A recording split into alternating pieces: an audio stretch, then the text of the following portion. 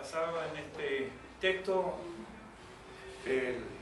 Lamentaciones capítulo 3, los versículos 17 al 42.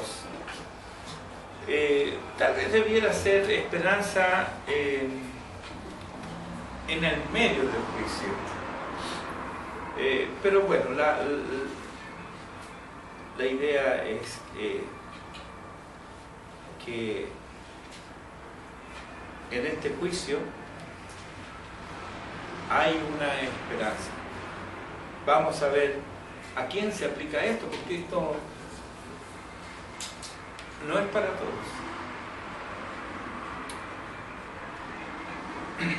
Vamos a partir diciendo que hay un juicio final.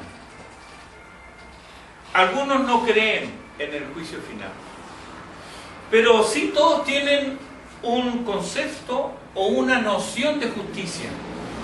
Todos. Las víctimas, normalmente, ¿qué es lo que piden? Justicia. Que se haga justicia. Y muchas veces hemos escuchado, si hay un Dios en los cielos, que se haga justicia. Esa justicia muchas veces no llega.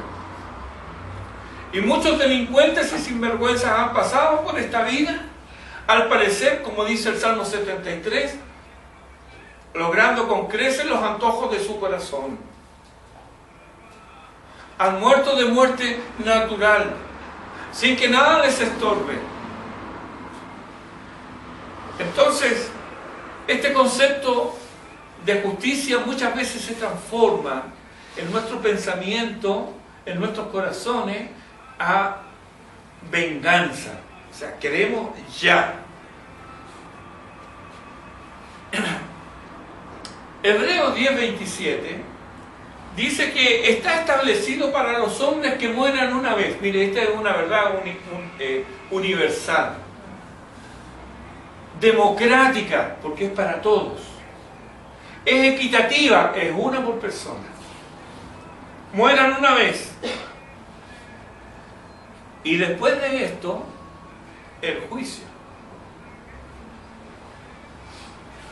Romanos, la epístola del apóstol Pablo a los Romanos en el capítulo 2, no deja lugar a dudas acerca de esto. Vamos a leer algunos versículos de Romanos capítulo 2. Dice, por ejemplo, los versículos 2, 3, 5 y 16. El versículo 2. Más sabemos que el juicio de Dios porque los que practican tales cosas es según verdad. O sea, lo que el hombre condena, muchas veces Dios también lo condena, y los que practican tales cosas, Dios se pronuncia en juicio contra ellos. Versículo 3. Y piensas esto, hombre, tú que juzgas a los que tal hacen y hacen lo mismo, que tú escaparás del juicio de Dios. Mire qué interesante esto. Versículo 5. Pero por tu dureza y por tu corazón arrepentido, atesoras para ti mismo ira para el día de la ira y de la revelación del justo juicio de Dios. O sea, hay un juicio, y este juicio va a ser en justicia, va a ser justo. Versículo 16 dice, en el día en que Dios juzgará, otra vez, Dios juzgará por Jesucristo los secretos de los hombres. Entonces, hay un juicio.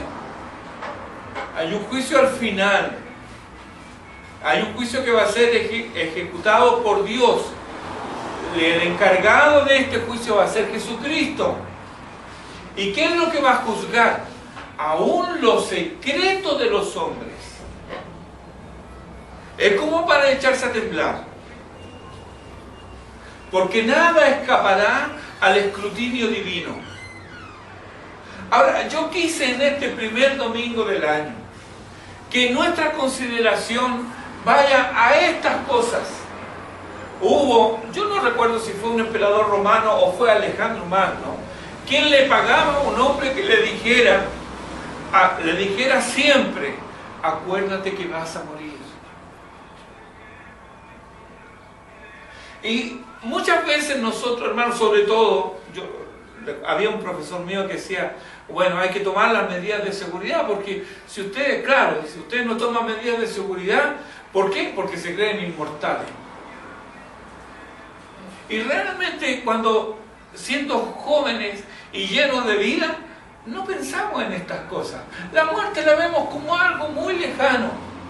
Yo doy gracias a Dios que desde niño, yo tenía, recuerdo, debo haber tenido como unos 5 años, y supe por primera vez lo que era la muerte un día llegando a la iglesia, y veo un día domingo en la mañana un féretro adelante. Y yo me acerco a ver, y era un niño, de mi clase de niños. Se llamaba Eliú.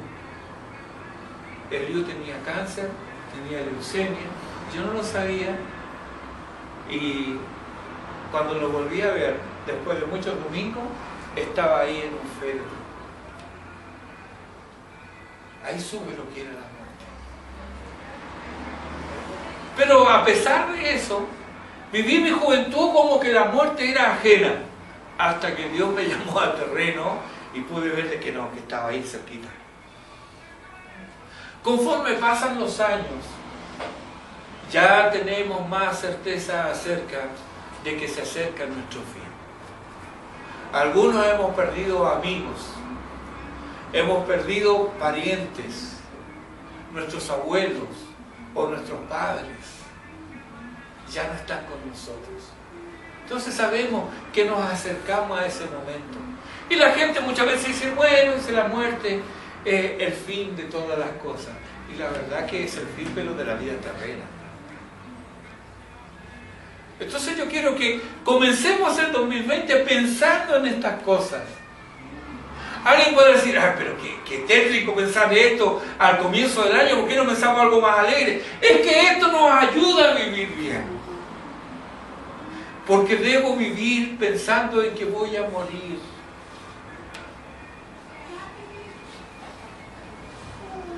Algunos no creen en el juicio final, lo niegan.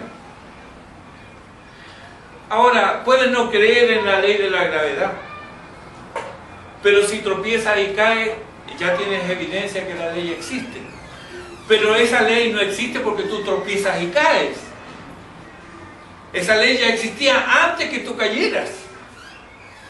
La ley, esa ley existe porque Dios la dispuso así.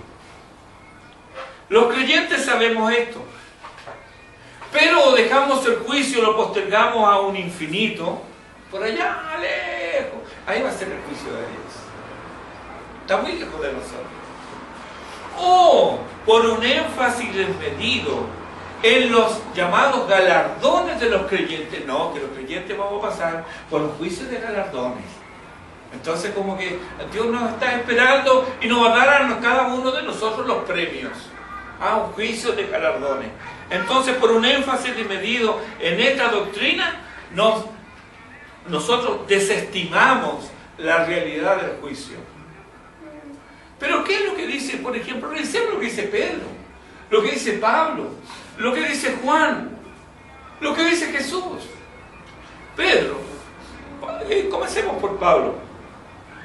En Romanos, ya que estamos en Romanos capítulo 14, versículo 12, dice, de manera que cada uno de nosotros dará a Dios cuenta de sí. Note, está hablando Pablo, y dice, cada uno de nosotros, él se incluye. Por lo tanto, no es una realidad ajena al creyente. En el versículo 10, al final, dice, porque todos compareceremos ante el tribunal de Cristo. Otra vez, engloba a todos. Y aquí está hablando específicamente de los creyentes. En 2 Corintios, capítulo 5, versículo 10, dice, porque es necesario que todos nosotros comparezcamos ante el tribunal de Cristo. Otra vez. Todos nosotros. Para que cada uno reciba según lo que haya hecho mientras estaba en el cuerpo, sea bueno o sea malo. ¿Cuál es el contexto aquí? El contexto son todos. Todos. Pablo mismo se incluye. ¿Qué es lo que dice Pedro? Primera de Pedro, la primera epístola del apóstol Pedro, en el capítulo 1, versículo 17.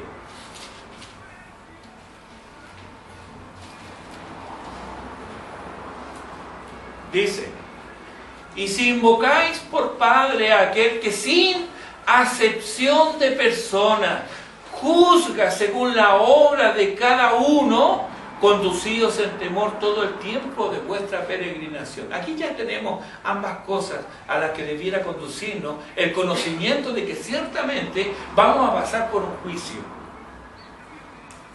Porque tenemos un Padre, el cual juzgará, dice, sin acepción de personas.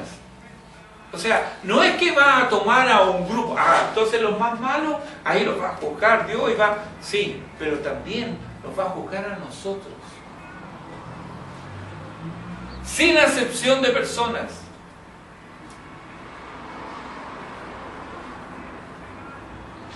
Juzga según la obra de cada uno. Entonces es importante considerar en nuestra vida que hay un juicio. Porque al tener esta consideración vivida en nuestra mente, eso provocará en nosotros un deseo de hacer lo correcto, lo agradable ante Dios. Y por supuesto ante el prójimo. ¿Qué es lo que dice Juan? En Apocalipsis capítulo 2.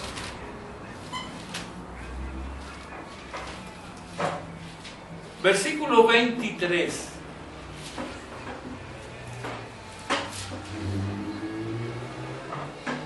Dice: todas las iglesias sabrán que yo soy el que escudriña la mente y el corazón, y os daré a cada uno según vuestras obras. Otra vez, tenemos lo mismo, a cada uno. Pero ¿qué es lo que dice Jesús? En Lucas capítulo 13,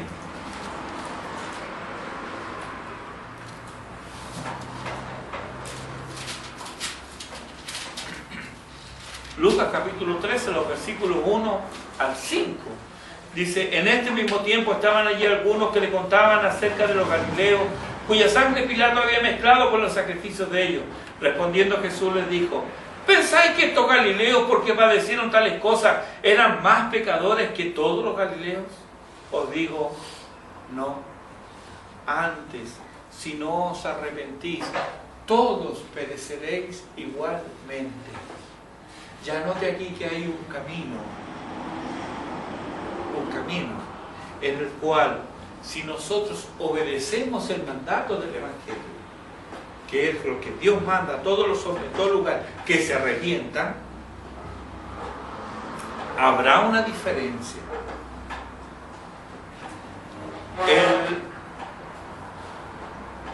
En el versículo 4 le narra de otra situación, dice: o aquellos 18 sobre los cuales cayó la torre en Siloé y los mató, ¿pensáis que eran más culpables que todos los hombres que habitan en Jerusalén? Os digo, no. No. A veces tenemos la idea de que porque alguien muere de una manera cruenta, violenta, se nos cruza por la idea, o escuchamos de alguien que dijo, bueno, quizás ¿qué ha hecho? ¿Recuerdan el evento cuando Pablo, recién salvo del naufragio, él va a tomar leña para acercarla al fuego y se le prende una víbora? ¿Y qué es lo que dice la gente? Bueno, este tiene que ser un criminal, que se salvó del naufragio, pero Dios no lo quiere dejar vivir y por eso lo picó esta víbora. Así pensamos. Pero aquí el Señor en dos oportunidades dice, no. Antes, si no os arrepentís, todos pereceréis igualmente. Ahora bien, esto es respecto del juicio final. Podríamos abundar más en de qué se trata exactamente, pero la idea está, vamos a dar cuenta ante Dios de nuestros actos. Todos nuestros actos. Este juicio, entonces, se llevará al cabo al final de nuestra vida terrena. Pero hay juicios que se llevan a cabo en esta vida. La existencia de los tribunales así lo atestigua.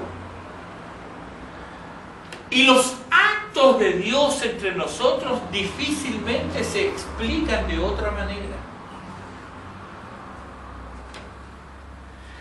¿Está diciendo, puede preguntarse alguien, que los terremotos, los aludes, los tsunamis, la sequía prolongada, los incendios, la insurrección social son actos de Dios? Sí. Eso es justamente lo que estoy diciendo. Algunos no son provocados por el hombre, como un terremoto, un tsunami. Eso es imposible que un hombre lo produzca, pero sí pueden producir incendios, como se sabe que han ocurrido los incendios aquí en el verano. ¿Qué hemos de decir de la insurrección social? ¿Qué hemos de decir de malos gobernantes? ¿Qué hemos de decir de políticos corruptos? ¿Acaso Dios no tiene poder para eliminarlo y poner gente buena ahí? Y ese es el problema. ¿De dónde sale la gente buena? Si Dios dice que no es justo ni aún uno, todos se han corrompido. Esa es la realidad.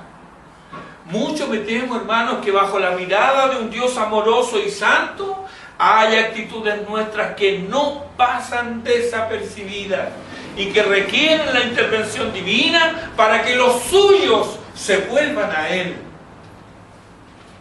Israel es un ejemplo de esto. Era un pueblo escogido por Dios, elegido de Dios. En Deuteronomio capítulo 7, los versículos 6 al 8, dice: porque tú eres pueblo santo para Jehová tu Dios. Jehová tu Dios te ha escogido para hacerle un pueblo especial. No por ser vosotros más que todos los pueblos ha querido Jehová y os ha escogido, sino por cuanto Jehová os amó. La elección del pueblo de Israel fue solamente por el amor de Dios. Y otra vez aquí tenemos la elección del pueblo de Dios, de lo cual tú y yo podemos ser parte. No es por algo que Él haya visto en nosotros, sino que es por el amor de Dios, nada más que por eso. Y a este pueblo amado por Dios, pero rebelde y contumaz, a este pueblo de religiosidad hueca y vacía, a este pueblo amado, que sin embargo tenían a Dios en sus bocas, pero sus corazones estaban alejados de Él, como dice el profeta Isaías en el capítulo 29, versículo 13. Dice ahí, Isaías capítulo 29, versículo 13. Dice pues el Señor: porque este pueblo se acerca a mí con su boca y con sus labios me honra, pero su corazón está lejos de mí, y su temor de mí no es más que un mandamiento de hombres que les ha sido enseñados. Este pueblo, un pueblo especial de Dios, un pueblo amado por Dios, llegó a una religiosidad vacía, superficial, hueca, a algo que solamente era hacia afuera, para que otros lo vean, pero no era una actitud de corazón, de humildad y de humillación ante Él. Es a ellos ahora, a este pueblo amado por Dios. Y quiero, hermanos, que tengamos eso claro en nuestras mentes. No es a un pueblo que Dios odia, no es a un pueblo que Dios detesta, es a un pueblo que Dios ama. Es a ellos a quienes les dice en Jeremías 44, 27: he aquí yo velo sobre ellos para mal y no para bien. ¿Cómo? ¿Cómo? Sí. ¿Hemos escuchado bien? Dios acarrea el mal sobre su pueblo rebelde. Eso es algo que nosotros como padres no hacemos. No, jamás haremos eso. Si muchas veces evitamos disciplinar y castigar a nuestros hijos porque no queremos que ellos sufran y provocamos justamente el efecto contrario. Por no disciplinarnos, por no castigarlos, más sufren. Pero Dios, que conoce todas las cosas y conoce nuestros corazones y sabe que desde el vientre somos inclinados al mal, Él quiere corregir a los suyos.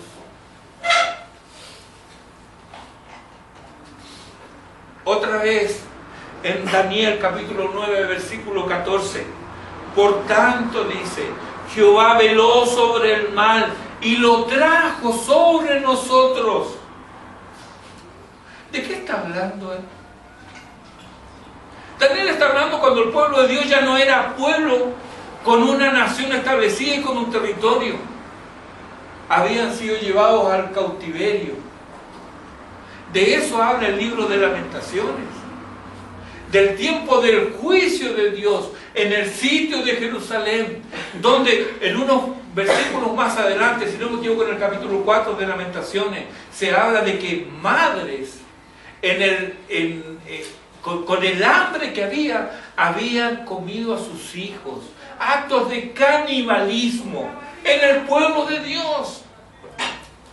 Entonces, eso estaba pasando. ¿Por qué? Porque ellos se habían rebelado contra Dios. Más tarde, más de 100 años más tarde, encontramos la misma situación, un pueblo rebelde. Por tanto, dice en Daniel 9:14, Jehová veló sobre el mal y lo trajo sobre nosotros, porque justo es Jehová nuestro Dios en todas sus obras que ha hecho, porque no obedecimos su voz.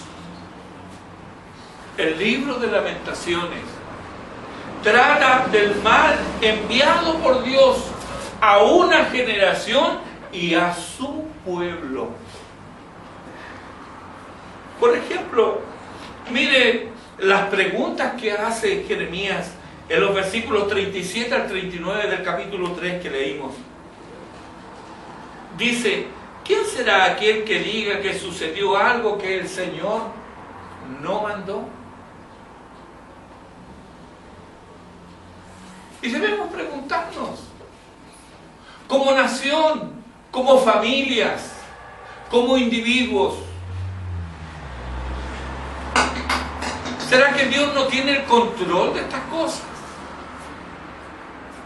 Y esta pregunta hace que nosotros respondamos, ¿verdad? ¿Quién será aquel que diga que sucedió algo que el Señor no mandó? De la boca del Altísimo no sale lo malo y lo bueno. Y estas no son meras palabras, porque recuerden, cuando Dios dijo, sea la luz, fue la luz. Las palabras de Dios crean realidad tangible. Y si dice que de su boca sale lo malo, es decir que la calamidad visita al hombre. Enviada por Dios en disciplina para que sus hijos se vuelvan a Él. ¿De dónde saco esta doctrina? De la Biblia. ¿Por qué se lamenta el hombre viviente? Laméntese el hombre en su pecado. Entonces, si ese es el juicio de Dios, ¿cuál es la esperanza? Hablamos de esperanza en el juicio. La esperanza es volverse a Él. Versículos 40 al 42 del capítulo 3 de Lamentaciones. Escudriñemos nuestros caminos y busquemos y volvámonos a Jehová. Hermanos, Dios constantemente está invitando a sus criaturas. Venid luego, dice el Señor, y estemos a cuenta. Por medio del profeta Jeremías, le dice a esta misma nación rebelde: si te volviere, oh Israel, vuélvete a mí. Y a cada uno de nosotros, como familias y como individuos, nos invita diariamente a que nos volvamos a Él.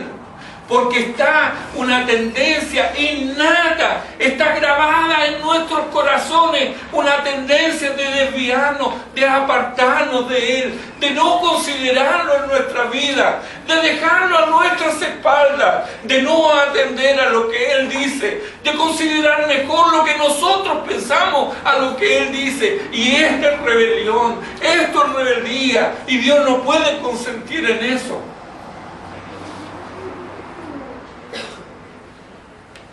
Escudriñemos nuestros caminos.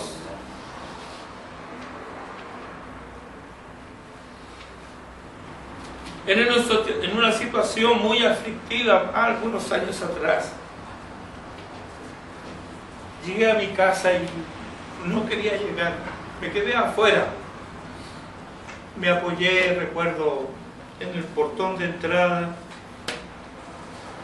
y medité en todo lo que estaba pasando. Y ahí me di cuenta. Dije: Señor, esta es tu mano. Ya dejé de decir: ¿por qué a mí? ¿Por qué me pasa esto? Sabía por qué. Señor, es tu mano. ¿Y sabe qué hice?